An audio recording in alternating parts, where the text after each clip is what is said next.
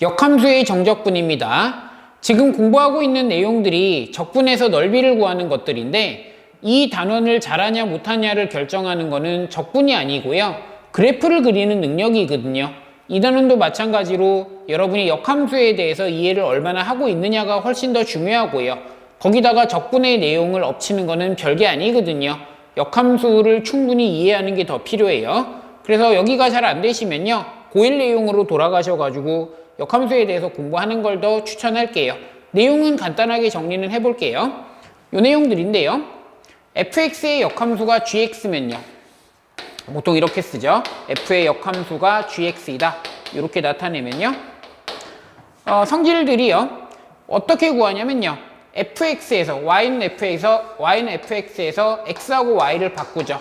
x하고 y를 바꾼 다음에 얘를 정리하시면 역함수를 구할 수 있습니다. 역함수를 구할 때 x하고 y하고 바꿔서 정리한다 라는 걸 알고 계셔야 되고요. fx가 a를 넣었을 때 b가 나오는 함수면요. 그래프로 치면은 y는 fx가 a, b를 지나면요.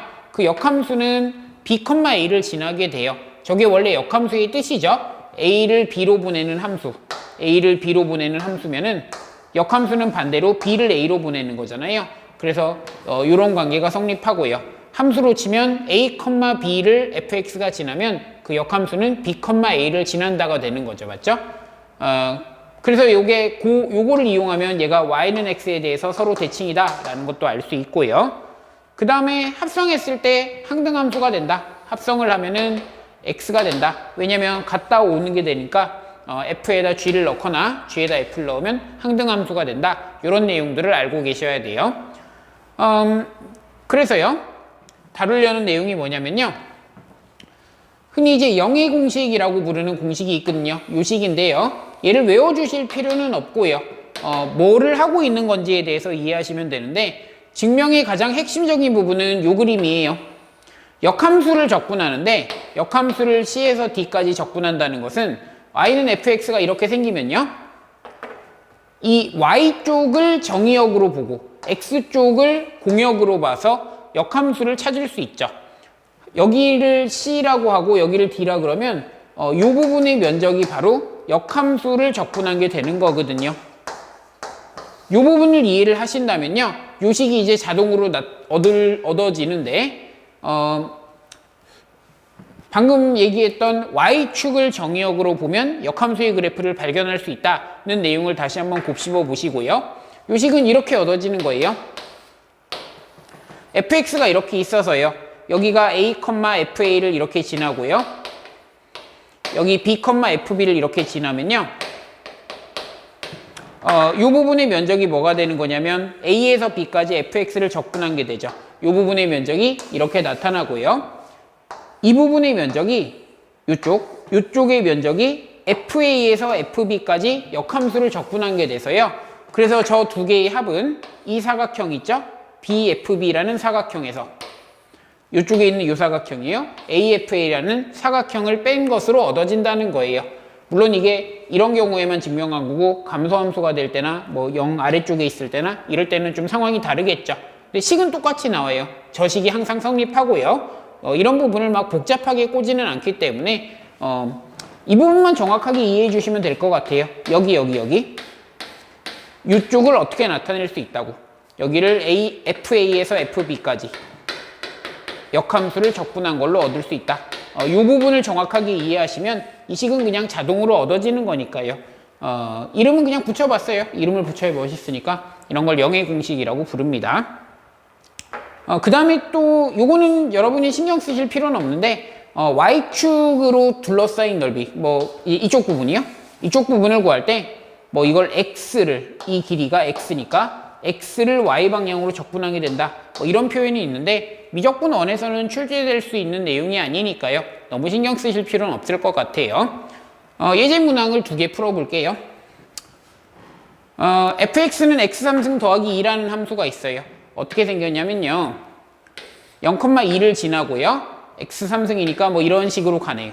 이 역함수를 gx라 그럴 때 역함수를 2에서 10까지를 적분하래요. 얘를 y는 x에 대해서 대칭시키면 역함수를 얻을 수 있어요. 여기가 2고 여기가 2가 되니까 이런 식으로 생겨서 여기 10이 있으면은 이 부분의 면적을 구하라는 거거든요. 그런데 이거를 이렇게 y는 x에 대칭시킨 그래프를 생각하는 게 아니라 fx 자체에서 gx의 그래프를 찾을 수 있어요. 여기를 10을 이렇게 끊어주면요. 이 부분의 면적이 바로 얘가 되는 거죠. 여러분 역함수는요. y는 x에 이렇게 대칭시켜서 이걸 그리지 않더라도 이 상황에서 이쪽을 정의역으로 보면 역함수가 된다라는 부분을 이해해 주시면 좋고요. 그러면 내가 원하는 게 지금 이 부분의 면적이니까 x에다가 얼마를 넣으면 x에다가 2를 넣으면 10이 되는 거잖아요. 그럼 내가 원하는 2에서 10까지 역함수의 적분이란 건 이 사각형에서 f를 적분한 걸 빼주면 되겠죠. 얘는 20에서부터 0에서 2까지 fx를 적분한 걸 빼주면 된다. 이런 식으로 얻을 수 있다는 거고요. 이게 지금 0의 정리를 쓰고 있는 거죠. 맞죠? 그래서 이런 종류의 문제를 다룰 수 있어야 되고요. 이번 문제는 조금 다른 문제인데요. 뭐가 다르냐면은 상황이 좀 다른데 일단 함수를 보시면요. 함수의 역함수가 gx고 두 개로 둘러싸인 부분의 면적을 구하려는데 요 원래 함수와 역함수는 y는 x 위에서 만나는 경우가 많거든요. 뭐 역함수를 직접 구할 수는 없죠. 3차식이니까요. 근데 이걸 풀어보시면요. 사실 항상 y는 x 위에서 만나는 건 아닌데 좀 사기쳐서 대체로 그렇다라고 얘기해 줄게요. y는 x가 이렇게 있으면요. 지금 이 함수랑 y는 x의 교점을 구해봤더니 0을 중근으로 가지고 1을 지나고요. 대강 이런 느낌으로 생기거든요. fx가 이렇게 생겨요. 그러면 그 역함수는 얘를 y는 x에 대칭시킨 거니까 이런 식으로 생기고요. 그래서 이 역함수와 fx로 둘러싸인 부분의 면적은 이 부분의 면적을 구한 다음에 2배 해주시면 되겠죠. 다시 말해서 y는 x랑 y는 fx로 둘러싸인 부분의 면적을 구해서 역함수는 y는 x에 대해서 대칭시킨 거니까 얘를 2배 해주시면 됩니다. 그러니까 역함수를 직접 구하는 게 아니라 fx와 y는 x 사이에 둘러싸인 부분의 면적을 구해줘야 되는 문제죠. 요거는 0의 정리랑은 상관없는 문제고요. 그러니까 근본적으로 이제 역함수를 잘 이해하는 게 훨씬 중요하죠. 그럼 이런 풀이는 자동으로 나오는 거니까요.